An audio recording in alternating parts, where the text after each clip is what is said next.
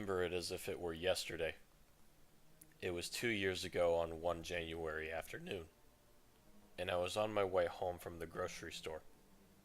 I had been rear-ended a couple days earlier, so I was forced to go on foot. I was passing an alleyway near my street when I spotted something lying on the ground. Curious, I went over and examined it. It was a DVD case with some of the most horrendous cover art I've ever seen. The title read Alice in Wonderland, and it had several of the characters on the cover, but there was something wrong with them. While a few of them were recognizable, somewhat, nothing else had any resemblance to the book at all. The one I think was supposed to be Alice had stick figure arms, and a pencil-thin neck, and a huge, deformed football-shaped head, almost as big as the rest of her body. The caterpillar looked like he was made out of blue, purple, and green balls. There was a dragon, which I assumed at the time was supposed to be the Jabberwock, was textured in large green scales, spikes on top of its head, and no arms at all. Another thing that caught my eye was a rat in a cook's outfit, making me guess it was supposed to be the cook. What bothered me the most about the cover was that all the characters looked as though they were staring directly at me, with dead-eyed expressions, which made a chill run down my spine. Still, I was curious, and after checking to see if the case contained a DVD, which it did, I decided to take it home and watch it out of morbid curiosity. As I got up, I thought I heard a voice say, "You will enjoy this." But when I saw that there was no one around, I shrugged it off as my imagination. When I got home, after putting away my groceries, I put the DVD into my computer. The screen lit up with bright colors, which were accompanied by a song that sounded like it was recorded in the 50s. As soon as the option appeared, I hit play. I was met with a scene of the deformed Alice from the cover chasing an equally badly drawn white rabbit, which led her to the famous rabbit hole. The audio still sounded like a 50s audio play, which, coupled with the animation quality, came off as disturbing. But all that was forgotten as soon as Alice leapt into the rabbit hole. I was mesmerized by what I was seeing. It almost felt like a dream.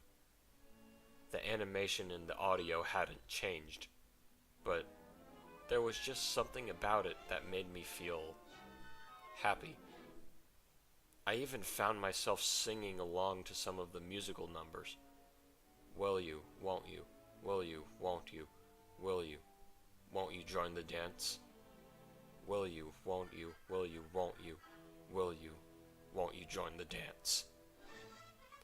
Now, I could swear I heard someone else singing as well, but I was too invested in the movie to care. Right then, nothing mattered but the movie.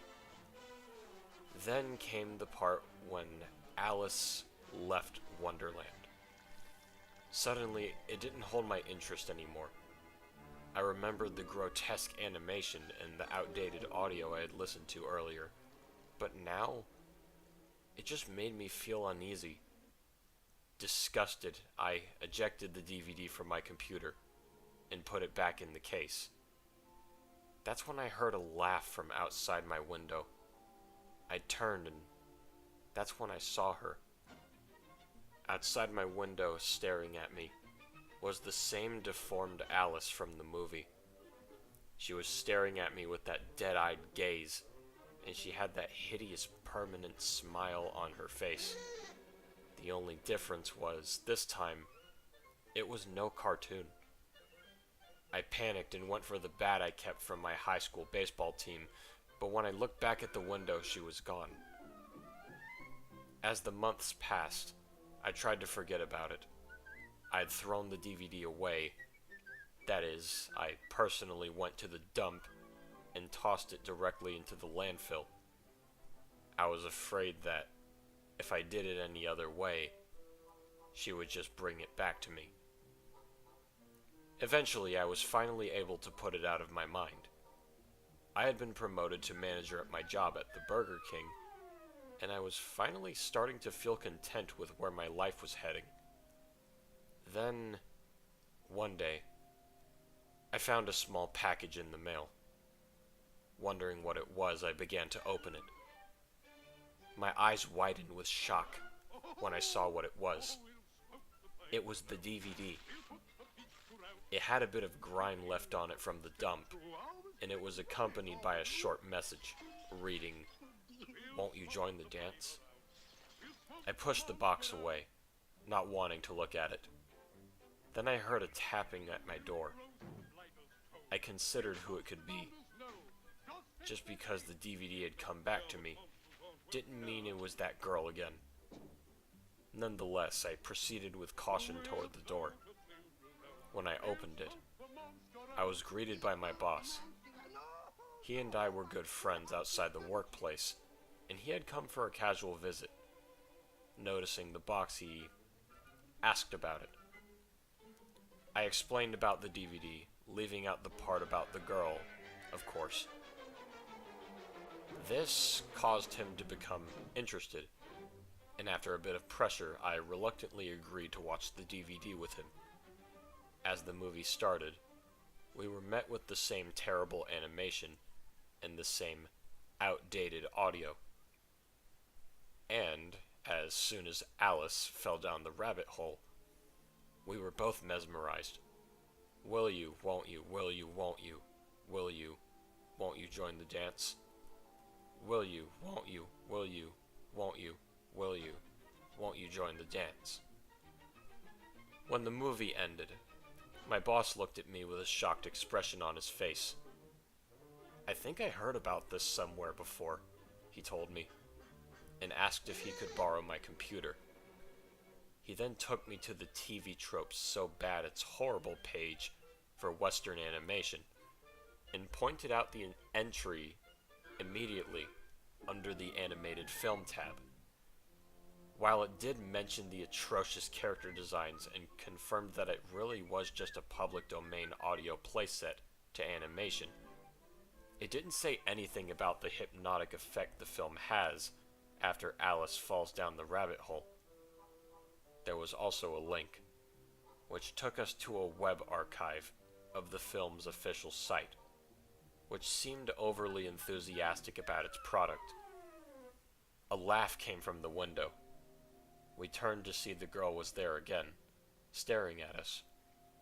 My boss nearly fainted from shock as he stared back at the girl's deformed features. Then, a hairy paw took her hand and led her away. My boss and I stood in silence for several minutes before he asked me about her. I told him the rest of the story, about how I had seen her when I watched the movie the first time. I didn't tell him before because I didn't think he'd believe me. He told me he understood and promised that he'd keep his eyes open in case she ever comes back. With that, he left, leaving me alone in the house. The next day, I heard from co-workers that he had disappeared. An investigation was being mounted, and each one of us were suspects. When I was questioned, I explained everything that had happened the last time I saw him, again, leaving out the girl in the window. Neighbors confirmed that he had indeed left my place, and that I had gone nowhere else, until coming into work that following day. This satisfied the investigators, and I was allowed to go. A thought crossed my mind as I returned to work as usual. What if she had done something to him? After returning home, I took my bat and the DVD, and went back out again. I was determined to find this girl, to see if my suspicion was correct. I entered my car and began driving around the city. Hours passed, but I couldn't find any trace of her, until I heard a humming from my back seat.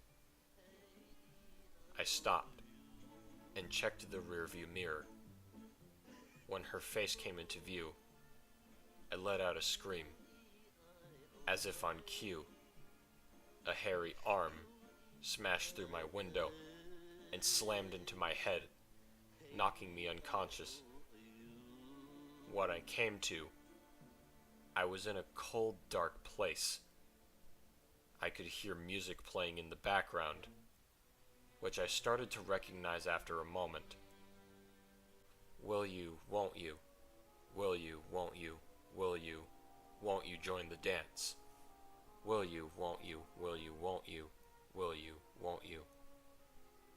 Join the dance! Came a voice right beside me. I turned to see it was the girl. As I was backing away, she turned her head and said in a cheery voice, "Don't be afraid. You're in Wonderland." Confused, I stared at her for several minutes before asking her who she was. "I'm Alice," she replied in that cheery voice. "You saw my movie." I nodded in response. The girl continued, "You didn't like my movie, did you?" I shook my head. Suddenly, the girl's smile turned into a frown. "You will like my movie," she said darkly. I was suddenly grabbed and carried over to a table where I was strapped down. The table lowered, and the girl smiled down at me. "You'll like it even more than your friend does," she laughed.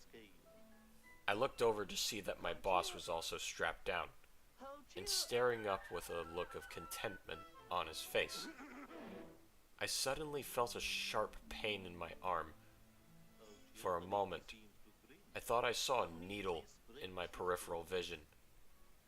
I immediately started to feel calmer. The girl then started talking. "A couple years ago," the girl said, "my rat and I invited two nice men to my house.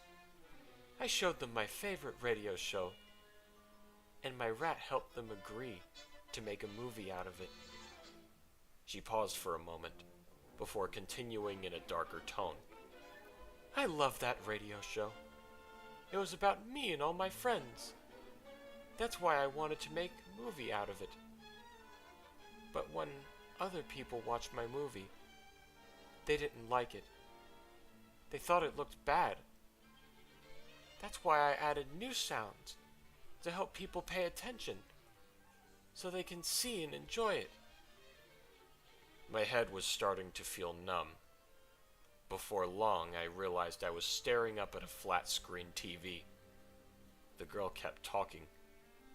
"But then, nobody saw it," she said. "So I had to show people myself. I put it in places where people would see it, but they still didn't like it. That's why I bring them here, so I can show them how wonderful it is." All of a sudden, I started to feel good. As the screen above me flickered on, I found that the girl was right. The movie was wonderful, and it was the best thing ever made.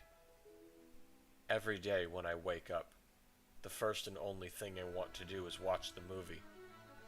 Every day I wake up singing, "Will you, won't you, will you, won't you, will you, won't you join the dance? Will you, won't you, will you, won't you, will you, won't you join the dance?" What? What? And that was MS Paint Alice in Wonderland, written by Theta. Review time.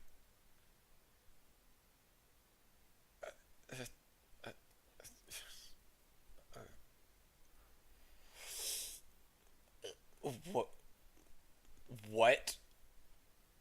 What? I am. I.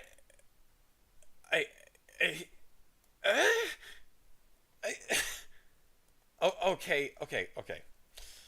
Before I go fully. Before I fully delve into whatever this was, I want to give the story some credit. I do like the idea of this DVD having some sort of mind-altering, brain-controlling mechanisms to it that sort of make the reader like it. I find that to be an interesting concept on paper, and I feel like it can be executed very well in writing. But what just happened? What did I just read? What? Okay. For starters, let's go off with the. Hold on. Let's start with the fact that this Alice, like this version of Alice from the cover art, apparently looks exactly like her real self. Like somehow there's no reason for that. There's no like there's no subtlety. She just looks exactly like how she does on the cover for some reason. Like, is she some sort of abomination of mankind? Is that it? Does she just exist? Why does she look like that? Why is she exactly like her design? I'm sorry. I had some Sprite to drink earlier. I Oh my god, dude. Okay. I'm gonna try to calm down. What? Oh yeah. Somehow this girl is able to find this guy's house, his like exactly where he lives, and like in such. And like because she placed a DVD somewhere, which isn't common sense, that doesn't happen. This guy's boss comes over. He sees the girl outside, and he doesn't call the police or anything. No, he leaves and he's like, "I'll let you know when I see her." Yeah, that's a good that's that's a good way to get yourself killed, buddy. Just completely ignore the situation at hand. I I hate the boss in this story. I don't know why he's so ignorant and careless. He just leaves him there, like leaves him at risk of possibly getting hurt. And not to mention, if this guy was captured at the very end by Alice and strapped down to a table, presumably to be forced to watch this movie every day, then why how was he able to write this whole thing? How was he able to get all of this out there?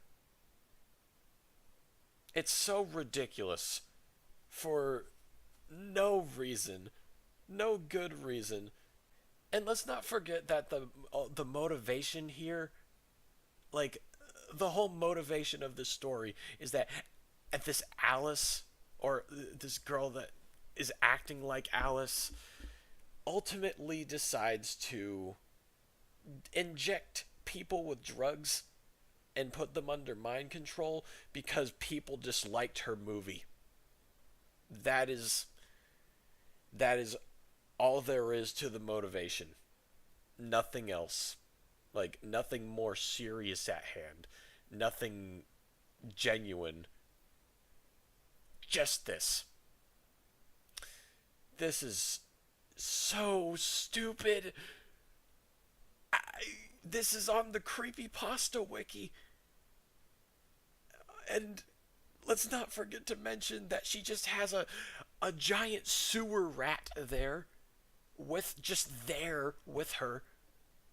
Like, she brings the rat with her everywhere she goes, apparently. That's just a thing now. Oh my god, my head hurts. Oh. The grammar was good. The structuring was fine, and the beginning, like, had some alright build up. Not to mention, I did like the idea of mind control, though it was flimsily handled here. I felt like it could have been better. Oh my god, dude. Ugh.